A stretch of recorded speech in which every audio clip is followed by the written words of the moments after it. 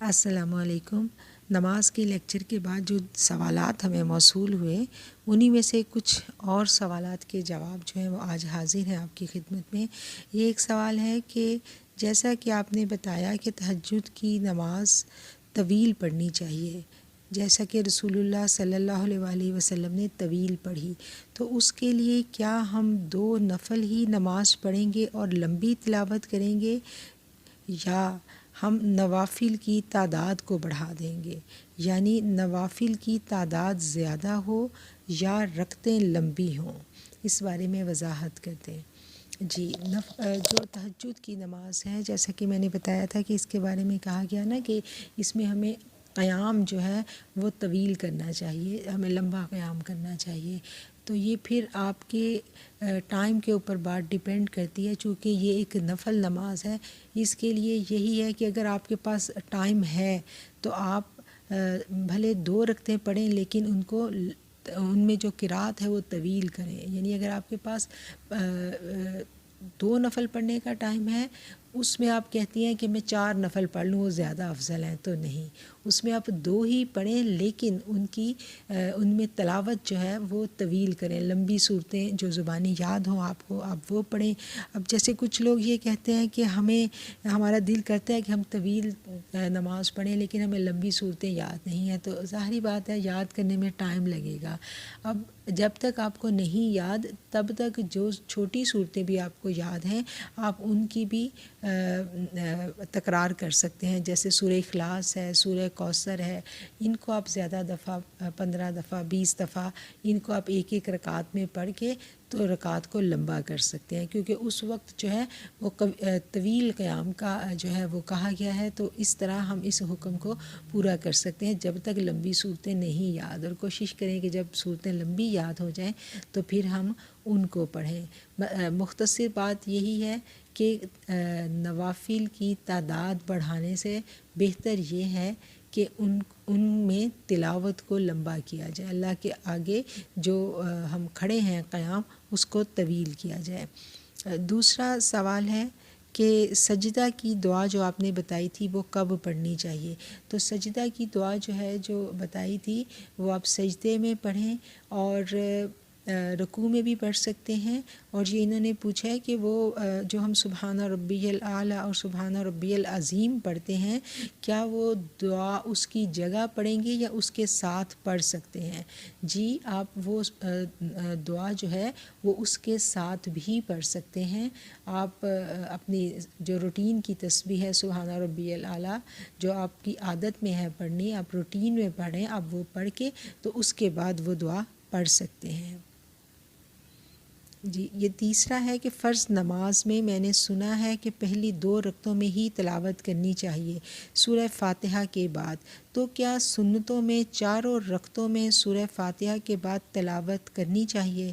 جی، اس کا بھی جواب یہ ہے کہ جیسے فرض جو ہے فرض نماز، اس میں پہلی 2 رکعتوں میں سورہ فاتحہ کے بعد تلاوت ہوگی، لیکن جو اس کی اگلی 2 رکعتیں ہیں ان میں سورہ فاتحہ کے بعد تلاوت جو ہے وہ نہیں ہوگی، یعنی فرضوں میں، لیکن سنتوں میں چاروں رکعتوں میں ہم سورہ فاتحہ کے بعد تلاوت کریں گے۔ اور نوافل میں بھی اسی طرح ہے کہ ہم چاروں رکعتوں میں، اگر ہم نفل پڑھتے ہیں، نفل نماز کوئی 4 رکعتیں پڑھتے ہیں، تو اس میں بھی ہم چاروں رکعتوں میں تلاوت کریں گے۔ فجر اور عشاء کی قصر نماز کے بارے میں بتا دیں پلیز۔ جی، فجر اور عشاء کی جو نماز ہے، یہ اس کو جب ہم قصر پڑھیں گے تو اس کا بھی سن لیں، جیسے باقی نمازوں میں ہم دیکھتے ہیں کہ سفر کی نماز جو ہے اس کو قصر نماز کہا جاتا ہے، کہ سفر میں آپ کے پاس، آپ تکلیف میں ہو، آپ کے پاس وسائل اتنے زیادہ نہیں ہوتے، تو اس میں نماز کو چھوڑنے کا قطعاً حکم نہیں ہے، اس میں آپ نماز کو مختصر کر کے پڑھ سکتے ہیں، مختصر کر کے پڑھنا ہے، ہمیں سکتے نہیں ہے، لازماً وہ یہی ہے کہ لازماً اس کو مختصر ہی پڑھنا ہے۔ اور اس میں فجر کی جو نماز ہے اس کی سنتیں بھی ہم ادا کریں گے، یعنی جو فجر ہے اس کی سنتیں قصر میں سفر میں بھی ہم نے ادا کرنی ہے، ان کی بے حد فضیلت ہے۔ اور جو عشاء ہے وہ بھی جب ہم نے قصر پڑھنی ہے، جیسے ظہر کی نماز ہے تو ظہر کی قصر نماز صرف 2 رکھتے ہیں، عصر کی قصر نماز صرف 2 رکھتے ہیں، یعنی 4 ہے نا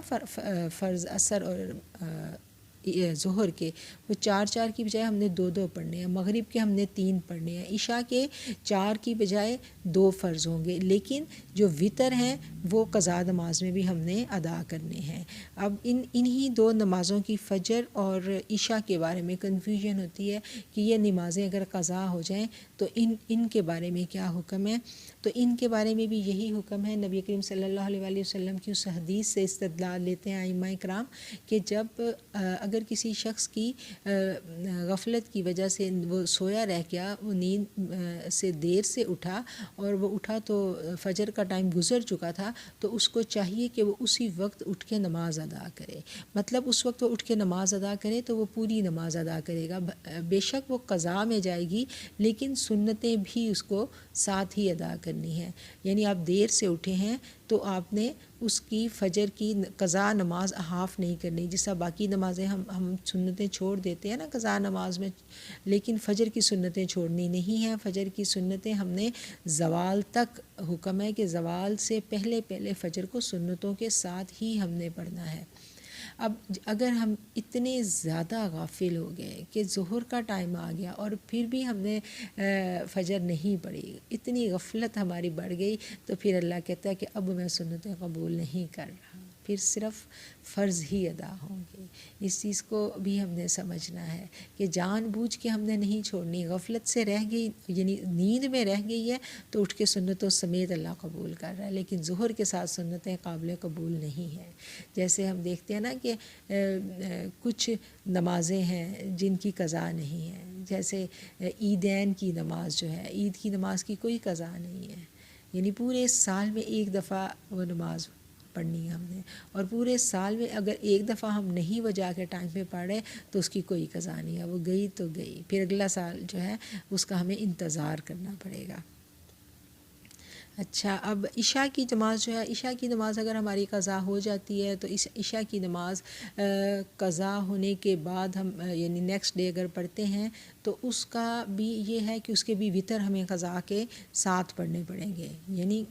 قضا 4 فرض بھی اس کے قضا میں جائیں گے اور وتر بھی اس کے قضا میں جائیں گے۔ جی، اگلا سوال ہے کہ کیا عصر کی نماز کے بعد ظہر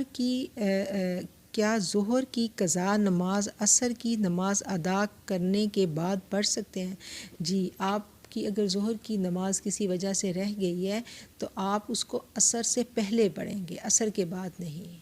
ٹھیک ہے۔ بہت شکریہ۔ کچھ اور سوالات ہیں انشاءاللہ ان کے بھی جوابات لے کے جلد ہم آپ کی خدمت میں حاضر ہوں گے، اور میرے چینل پر جو نئے آنے والے لوگ ہیں ان کو میں بتانا چاہوں گی کہ یہ چینل خاص طور پر خواتین کے لیے، خواتین کی تعلیم و تربیت کے لیے بنایا گیا ہے، اور میری جو نوری سسٹرز گوشہ نور کو سننے والی ہیں انہیں یہ جوابات جو ہیں ان سے اگر لگا کہ ان کی کسی اور